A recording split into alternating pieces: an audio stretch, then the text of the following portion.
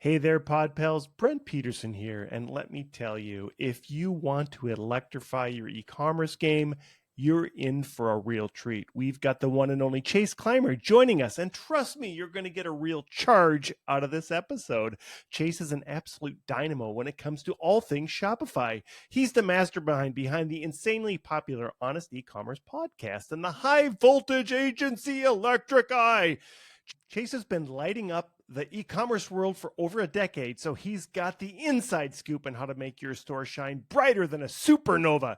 In this episode, Chase is going to share his trade secrets and hard-earned wisdom to help you avoid short-circuiting your success and instead power up your Shopify store to reach the stratospheric heights. So get ready to amp up your e-commerce knowledge with the electrifying Chase Clymer.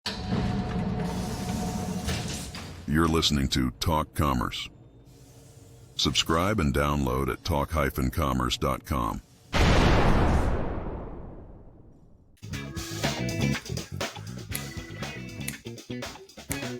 All right, welcome to this episode of Talk Commerce, special episode, Ask the Expert. Today I have Chase Clymer. He is the expert climber of all things Shopify. Chase, go ahead and do a quick introduction. Tell us your role and what you do. Sure. I guess people I'm most known for in this industry, hosting Honest Ecommerce. Go check that podcast out. I'm going to have Brent on very soon as well. And I've also just been in this game for a very long time, running an agency called Electric Eye. We do a lot of things Shopify, specifically migrations to Shopify, optimization for stores, a lot of design dev stuff. So a lot of front-end nerdy stuff. So I have been doing this over a decade. I can definitely say I'm an e-commerce expert. So hit me with it, Brent. What do you got? All right. Before we jump into content, Chase, and this is your second time on the show, and so I'll make sure that I put the link back to your original episode that we did a couple of years ago in the show notes. But before, and I believe you did answer the free joke project, so I should go back and look and see what you did last time. But I'm just going to tell you a joke, and all you have to do is say, should that joke be free, or do you think someday we should charge for it? So here we go. What's the difference between a vegan and a computer programmer? One is disgusted by a rack of lamb, and the other is disgusted by a lack of RAM. I guess free.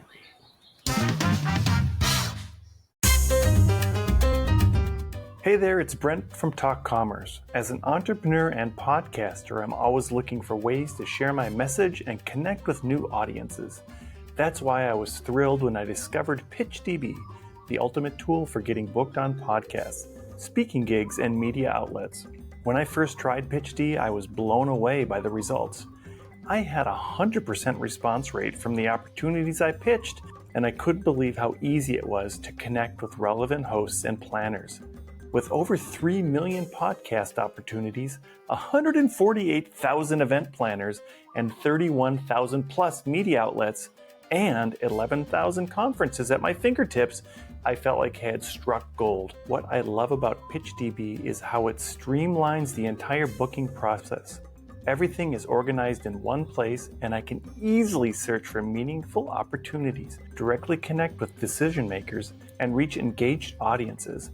The integrated portal, ready-to-use templates, and seamless functionality make pitching a breeze. If you're an entrepreneur, speaking coach, or author looking to expand your reach and make a bigger impact, I highly recommend giving PitchDB a try. Head over to pitchdb.com and see for yourself how this incredible tool can transform your booking game. Trust me, you won't be disappointed. Hey, my little music box is working good too. All right, so we're jumping right into content.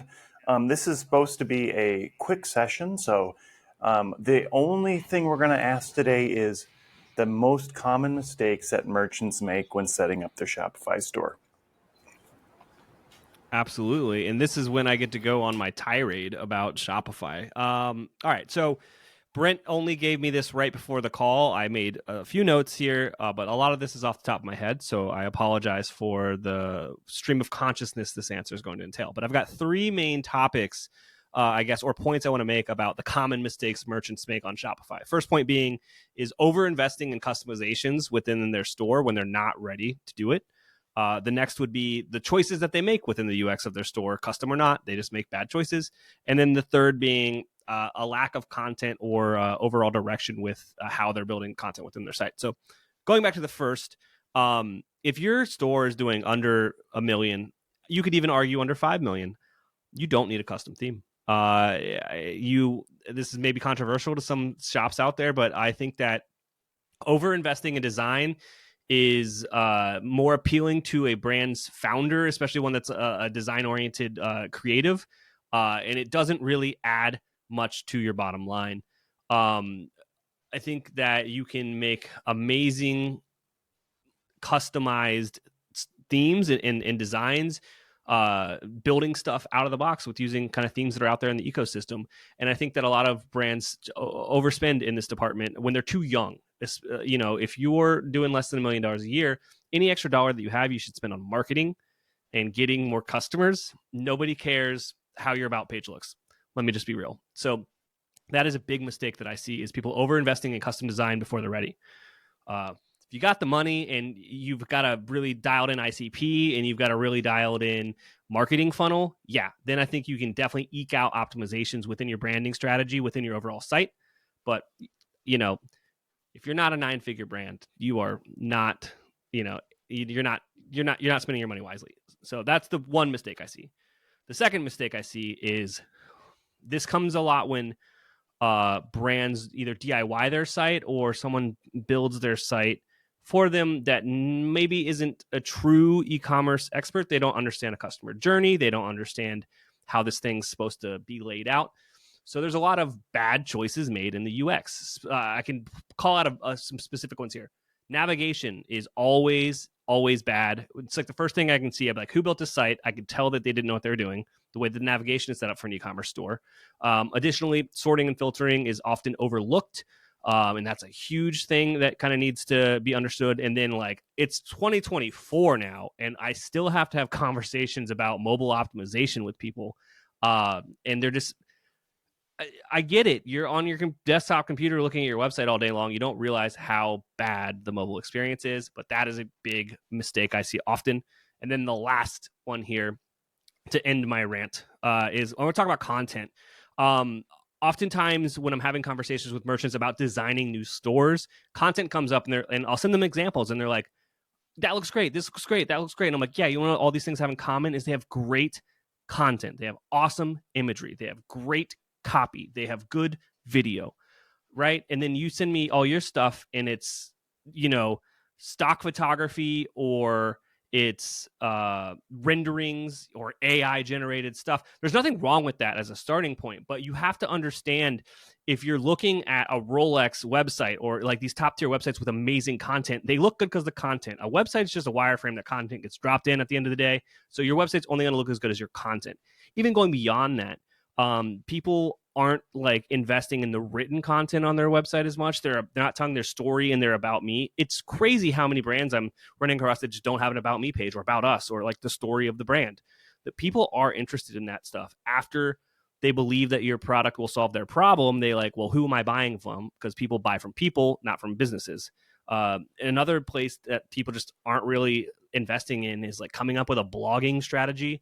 Shopify has a free blog that is just as powerful as any other blog platform out there, especially now with OS 2.0. You can kind of do whatever you want within the blog. It's very powerful, but a lot of people just don't have a blogging or a content strategy.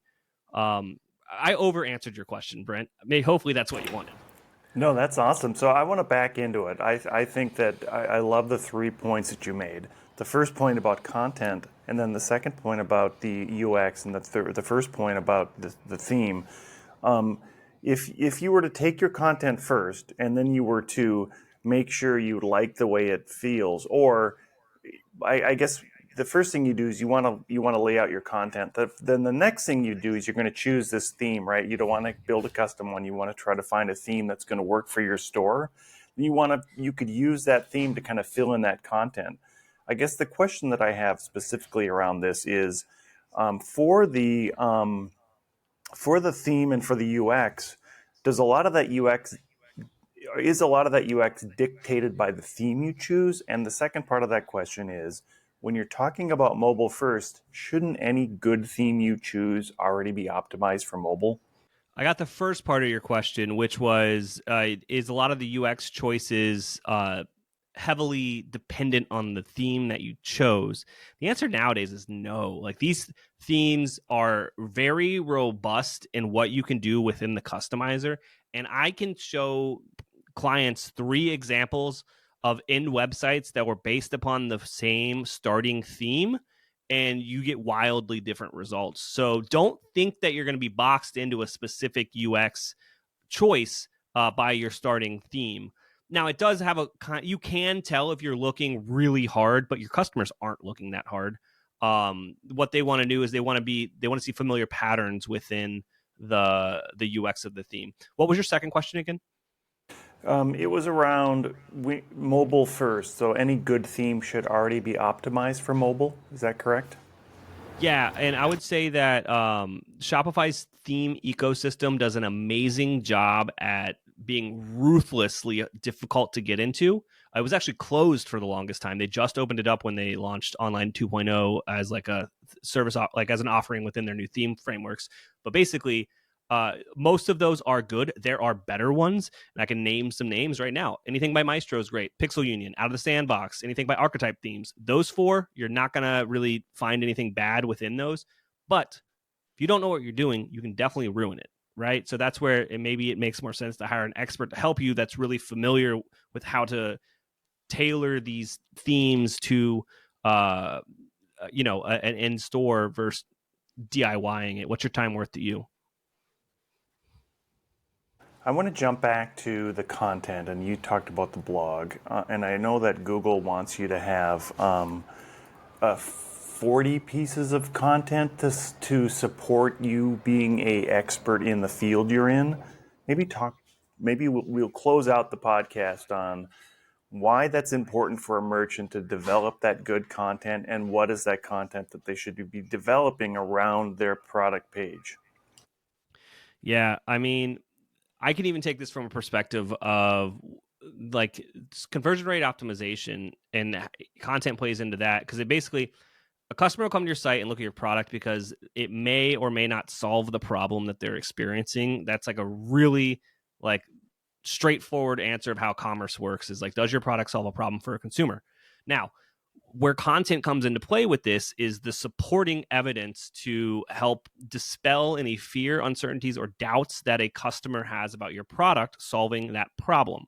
So they might not be scared. They might have a fear that it's not American made, or they might doubt that it'll get there in a certain amount of time, right? So all of these questions about the product may not even be about the exact product, but it might be about shipping or refunds or, returns or guarantees.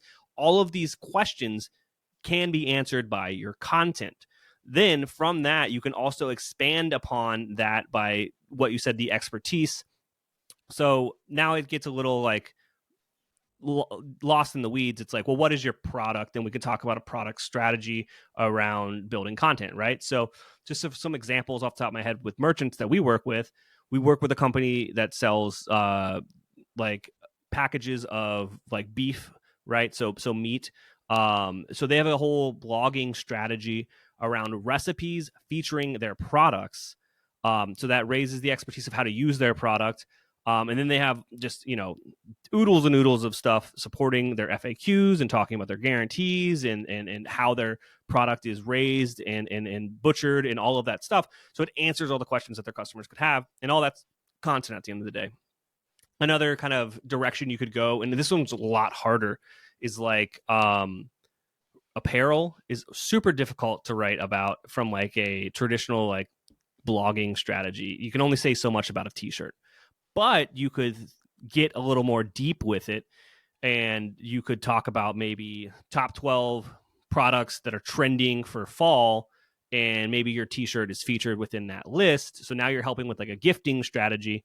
And now we're getting into like some super SEO centric like stuff. I think SEO is super crucial. I would never say I'm an expert in it. I understand what it comes down to is backlinks and content.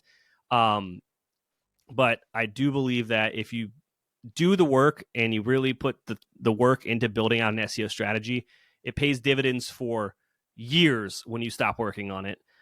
Versus like investing, money into paid ads, it stops the second the budget runs out. That's awesome, Chase. We wanted to try to do 5 to 10 minutes, and now we're almost to 15. So I think that let's see where this lands. And I love this format. I'm guessing that it's going to be hard to get 5-minute question or 5-minute question and answer in any type of podcast format. But I really appreciate you being here today. I will make sure that we put all the contact information on the show notes. Why don't you quickly tell us how to get a hold of you? Absolutely. First and foremost, if you like the sound of my voice, you and my mother have something in common, and you can listen to me on Honest Ecommerce. HonestEcommerce.co is the main website. You can find it on any typical podcast thing. We're on iTunes, Spotify, all that jazz. If you think you have got a Shopify store and you need some help, reach out, go to electriceye.io, schedule a contact call. It'll literally be with me. I'll be the guy you talk to. And we can see if we can't help you out there. We do a lot of discovery work up front with our clients to see where we can find some of these hidden profits for the businesses that we work with. Other than that, I'm on LinkedIn. I'm on Twitter. I'll make sure Brent has those things that he can put in the show notes. That's awesome. Thanks so much. And I like what you said during the conversation about people buy from people, not from businesses, and that people are going to come to Electric Eye because of you and what the solutions you give them, not because of some business thing, right?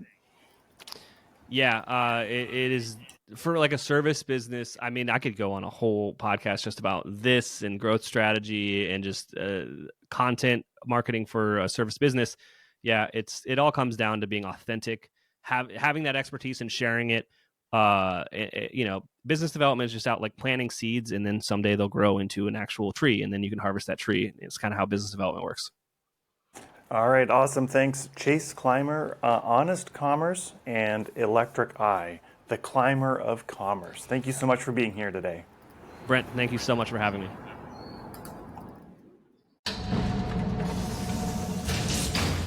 Talk Commerce is a production of Content Basis, LLC.